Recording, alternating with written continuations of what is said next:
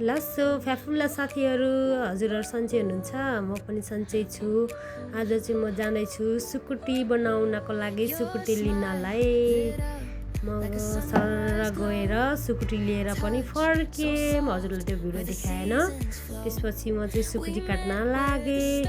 के गर्ने साथीहरू, काम गरी खान गाह्रो छ बाँच्नलाई। पेट पाल्न पनि कति गाह्रो हो कि साथीहरू। त्यसपछि मैले मासु काटेर पुरै कटिङ बनाएर, हाम्रोतिर त के भन्छ, तपाईँहरूतिर के भन्छ, हाम्रोतिर त नरी बनाउने भन्छ के अरे। अनि यसलाई पुरा मैले टुक्रा टुक्रा बनाएर काटेर पुरा रेडी बनाउँदैछु।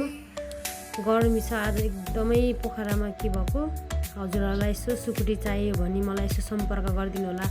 आज चाहिँ हामीलाई यहाँ बुढी बजार भन्ने ठाउँबाट एकजना दिदीले अर्डर गर्नुभएको थियो। त्यही भएर त्यसको लागि मैले चाहिँ धमाधुस लाएर बनाउँदैछु। मेरो सुकुटी काट्ने स्टाइल यो चाहिँ सकियो, नरी बनाएर। अनि त्यसपछि अब प्लास्टिकमा राखेर फेरि आगो त फुक्न पर्यो साथीहरू। आगोमा बनाएको जस्तो फेरि मिठो हुँदैन नि त। त्यही भएर अनि आगोमा रपाउनको लागि त्यसपछि म दाउरा लिएर आएँ। त्यसपछि आगो फुक्न लागेँ बाहिर। यो चाहिँ मेरो घर बाहिर। अनि आगो फुक्दैछु साथीहरू। के गर्नु, 2 दिनको जिन्दगीमा गाह्रो छ। आगो पनि बल्यो। आगो फेरि यस्तो मजाले बल्छ नि है। अहिले त्यो घाममा मजाले सुकेको भएर होला सायद।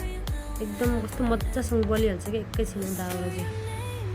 अनि म चाहिँ त्यो प्लास्टिकको सहायताले आगो बाल्न प्रयास गर्दैछु। के गर्नु। त्यसपछि आगो बालेपछि मैले लिएर आएँ यहाँ सुकुटी बनाउने ठाउँमा।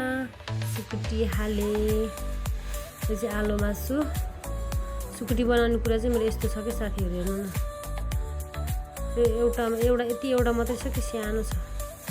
सुकुटी चाहियो भने सम्पर्क गर्नु होला, मलाई सम्झिनु होला, धेरै धेरै माया गरिदिनु होला। अब यो यतिका भइसक्यो सुकुटी चाहिँ, यो हाफ जति भन्नाले एकतिर मात्रै भइसक्यो।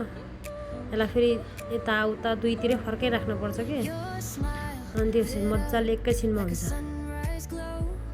गर्मी थियो साथीहरू। त्यो गर्मीले गर्दाखेरि आँखा पनि पुरै रातो रातो भएर साह्रै गाह्रो। के भन्नु।